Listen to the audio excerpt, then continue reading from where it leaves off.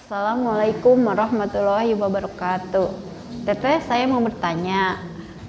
Saya ingin mengetahui apa hukumnya setiap sesuatu yang keluar dari anus. Sekian dan terima kasih, Teh. Assalamualaikum warahmatullahi wabarakatuh. Waalaikumsalam warahmatullahi wabarakatuh. Bismillah, alhamdulillah, wassalatu wassalamu ala rasulillah. Bagaimana, apa hukumnya setiap sesuatu yang keluar dari anus gitu ya.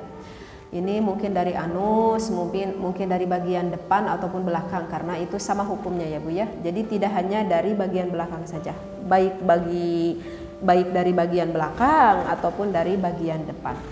Di dalam Fathul Qorib di sini dikatakan fa'ala, maka ketahuilah annal kharija, setiap perkara yang keluar minas sabila ini dari dua palawangan, yaitu dari kubul dan juga dubur kita, itu yanqasimu salasata aksamin. Di sini dikatakan terbagi menjadi 3 bagian. Setiap sesuatu yang keluar dari kubul dan dubur itu hukumnya terbagi menjadi 3 bagian. Apa saja itu? Yang pertama adalah kismun. Bagian yang pertama yujibul istinja'a, mewajibkan istinja. Jadi yang pertama itu adalah hukumnya wajib. Wajib beristinja. Artinya wajib beristinja itu artinya wajib untuk kita sucikan. Ya, jadi wajib untuk kita sucikan. Wahwa al-ghaitu wal baulu. Misalkan yang keluar itu adalah ghait. Ghait itu keluar kotoran besar, berarti di belakang Ibu ya. Wal baulu ataupun keluar air kencing. Nah, itu misalkan seperti itu. Maka itu istinja, itu hukumnya wajib kita sucikan. Karena itu adalah sesuatu yang keluar yang mana sifatnya najis. Seperti itu.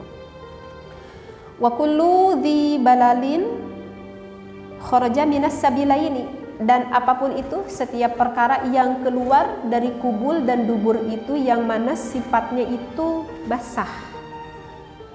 Jadi setiap sesuatu yang sifatnya itu basah yang keluar dari depan ataupun dari belakang, maka itu wajib istinja. Artinya itu adalah wajib kita sucikan. Misalkan kecuali air mani, Kalau air mani mah itu hukumnya suci. Di dalam mazhab Imam Syafi'i, air mani itu hukumnya suci. Sehingga jika air mani keluar terkena ke pakaian kita, maka pakaian kita itu najis atau tidak? Tidak najis. Kenapa? Karena air mani, mazhab Imam Syafi'i menghukumi bahwa itu adalah suci. Kenapa suci? Karena akan jadi pibakalan kita. Begitu, akan pibakalan jalmi lah. Nah, kalau madi ataupun wadi itu hukumnya najis Bu di dalam mazhab Imam Syafi'i. Apa itu madi dan wadi? Madi dan wadi itu adalah babaseh anu keluar baik dari perempuan ataupun dari laki-laki. Yang pertama itu misalkan dikarenakan kelelahan atau capek gitu. Misalkan capek fisik ataupun capek pikiran mungkin juga bisa, sehingga keluar ada basah, maka itu hukumnya najis ya. Jadi kalau misalkan terkena ke celana dalam kita, lalu celana dalam kita pakai sholat, ya tidak sah sholatnya Bu, karena itu hukumnya najis. Yang pertama itu, dan yang satu lagi itu adalah dikarenakan tarik syahwat Bu. Jadi tarik syahwat kayak gimana ya, Ibu-ibu udah paham ya. Yang karena tarik syahwat misalkan gini Bu, kalau yang contoh yang babari misalkan caroge ibunya, suami ibu gitu. Kalau misalkan mau berhubungan intim sama ibu, kan tidak langsung ujung-ujung keluar air mani kan ibunya. Maka kita suka lihat tuh di dakar suami ibu itu ada sedikit basah, di dakarnya itu ada sedikit basah yang warna bening. Nah, itu Bu gitu. Jadi itu berarti suami ibu ketika itu sedang tarik syahwat, orang Sunda mah menuju tarik syahwat. Nah, itu hukumnya gimana? Yang warna cairan yang bening itu. Nah, itu cairan yang bening itu adalah hukumnya najis. Andaikan cairan yang bening itu terkena ke celana dalam suami kita, kemudian setelah kita mencuci, itu misalkan kita cucinya tuh gak bersih Bu, masih ada kan ngelemeng gitu, ngelemeng warna semu putih. Nah, karena itu saya pernah kejadian sama saya. Jadi mencucinya saya itu kurang bersih dan masih ada di celana dalam suami saya itu ada warna semu bodas gitu Bu. Nah, maka celana dalamnya itu nggak bisa dipakai sholat oleh suami saya. Karena apa? Karena itu dari basahan yang mana itu sifatnya najis seperti itu. Karena saya nggak bersih nyuci. Bisi seperti ibu-ibu seperti itu ya. Dan kalau misalkan di wanita apa tuh? Kalau di wanita itu keputihan. Nah, keputihan Bu, keputihan teh hukum teh najis.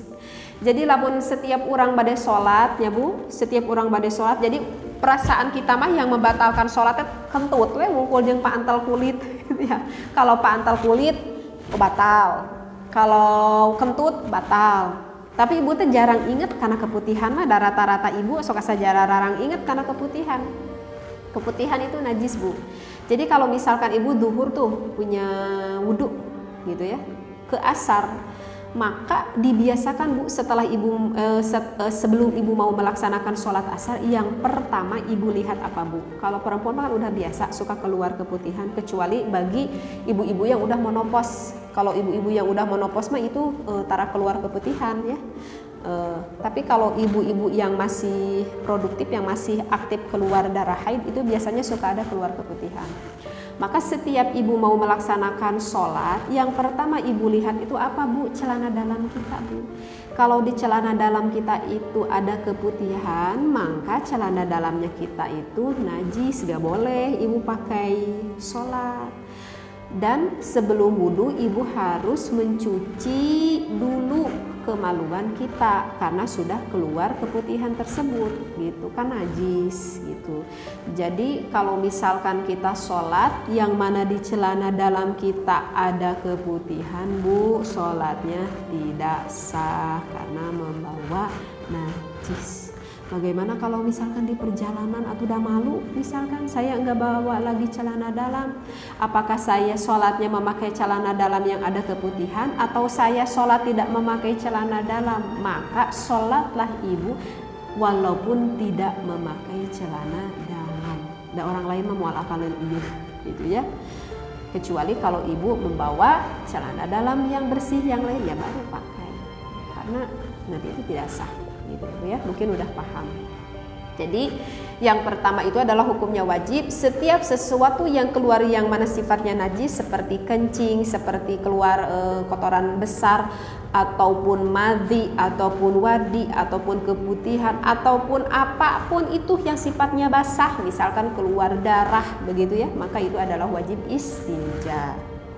Yang kedua adalah wakismun, bagian yang kedua la yujibul istinja'a. Yang kedua kita tidak wajib beristinja, artinya tidak wajib bersuci.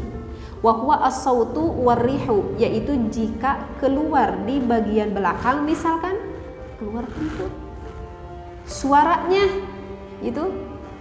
Tapi ini mah gak ada suaranya, tahu-tahu bau gitu. Warrihu ataupun tahu-tahu ada baunya gitu. Maka itu tidak mewajibkan akan beristinja, akan bersuci begitu, kecuali kalau ibu lagi sakit perut ya, jadi kentutnya dibarengi dengan yang basah, kecuali kalau seperti itu. Dan yang ketiga, yang terakhir wal qismu salisu, dan bagian yang ketiga adalah ma'ukhtulifa. Ini sesuatu yang masih diperselisihkan, jadi masih banyak perbedaan pendapat ulama. Qauluhu fil wujubil istinja begitu ya.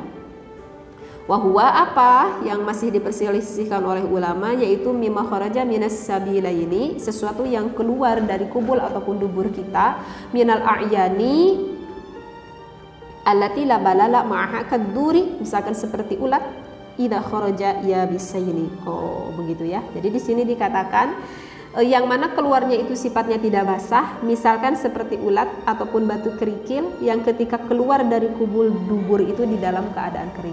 Kan tadi dikatakan setiap sesuatu yang keluar yang sifatnya basah itu wajib istinja.